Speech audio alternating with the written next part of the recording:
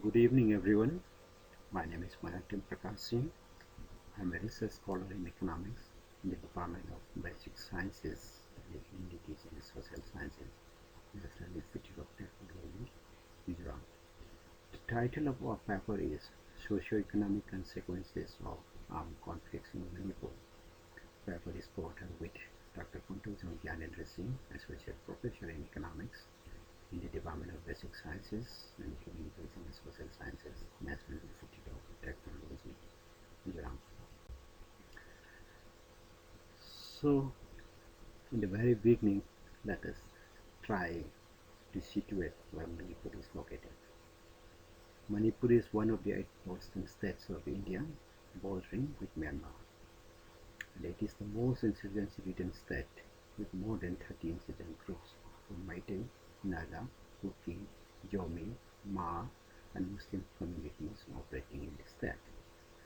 According to the annual report 2019-20 of Ministry of Home Affairs, Government of India, the state accounted for about 57% of the total insurgency-related incidents in the entire northern region.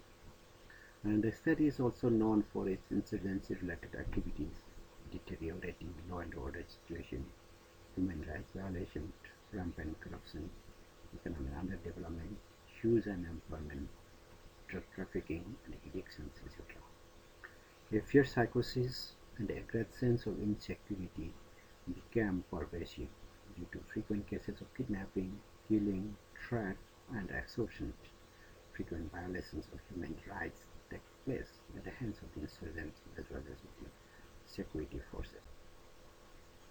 Genesis and dynamics of armed conflicts in Manipur. Militancy movement in Manipur began as soon as India got independence with the formation of Black Army in March 1950. The present unrest of Manipur has to be seen in the context of its long history of independence. Circumstances of merger of Manipur with the Indian Union in 1949 and the consequent loss of pride and the glory of the political status of the state. In spite of state repressive measures, the number of insurgent groups for this community has been increased. Some are fighting for restoration of lost sovereignty, some are fighting for an independent state, while some are for greater autonomy within the Indian constitution. Interstate, intrastate conflict as well as interethnic conflicts can be seen in the states. Besides the armed conflict, there are other conflicts like ethnic, social, religious, and political. There are also derivatives of armed conflicts such as burn, strike, blockades, and lockdowns. So while discussing the cause of armed conflict, we cannot simply consider the cause of this armed conflict. We have to consider the cause of its derivatives such as burn, strikes, blockades, etc. Conflicts have many adverse economic, social, political, and cultural consequences. Depending on the purpose and objective of the study, cause of conflicts may be direct cause, indirect cause, immediate cause, long-term effects, adverse effects, as well as positive impacts. Direct cause are calculated as the loss of human life, damage of physical capital, and the cost of their reconstruction. Indirect effect includes the loss of production, uncertainty, and escalation of the cost of transporting goods in a safe manner, the loss of tourism benefits, high unemployment, and the missing investment. So, adverse effects of armed conflict in Manipur. Growth of militancy in Manipur has negatively impacted upon the development and the well-being of the people of Manipur. Let us discuss them one by one. First, physical damage, that is, loss of life and property. People were killed, maimed, and there were forced disappearances also. According to the Ministry of Home Affairs, Government of India, during the period 2002 to 2019, there were 6,351 fatalities in insurgency-linked violence in Manipur. Out of these, 988 were civilians 356 security forces, and the number of terrorists killed by 5,070. Besides this, during the 80s and 90s, in which the conflict was in its peak, the number of casualties were even more. Second, full of uncertainties.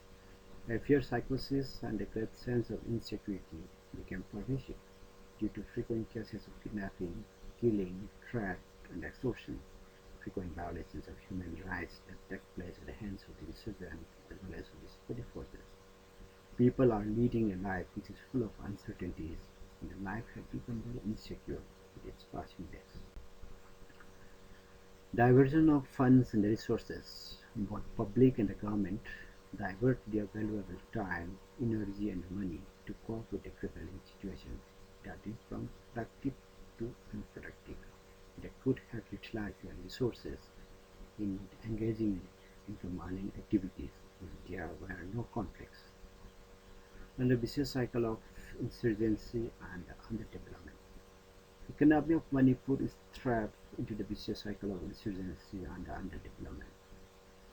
The brutal method of land appropriation by insurgent groups has made fresh private investment risky and insecure, and thus caused flight of private capital from the state. Low investment in turn has led to low income generation and limited economic openings. This has led to high unemployment in the state. A section of the unemployed youths, in absence of alternatives, join intensive. Thus, the vicious cycle of insurgency and underdevelopment continues to operate in many. This vicious cycle of insurgency and underdevelopment operates at multiple levels.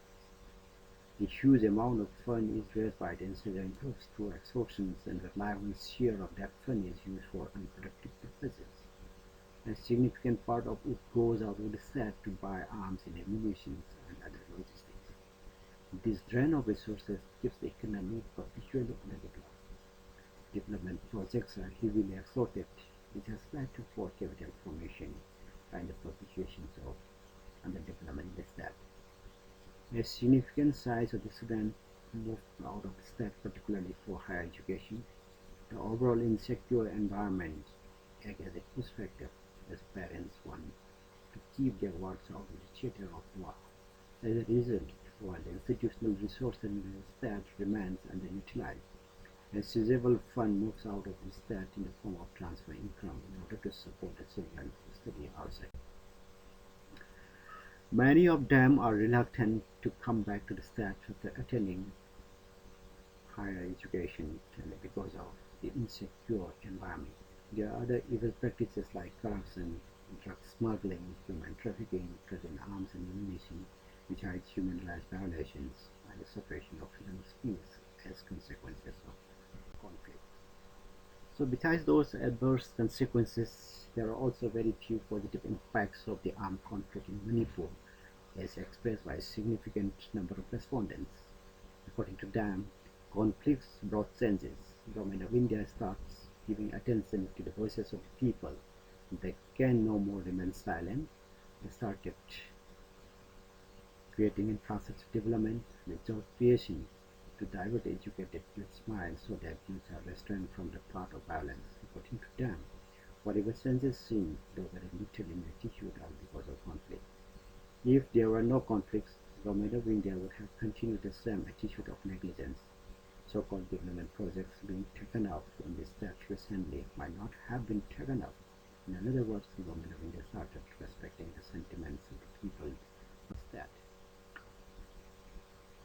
In concluding the paper, though few positive aspects of the conflicts are there, the prices people are currently paying are very high.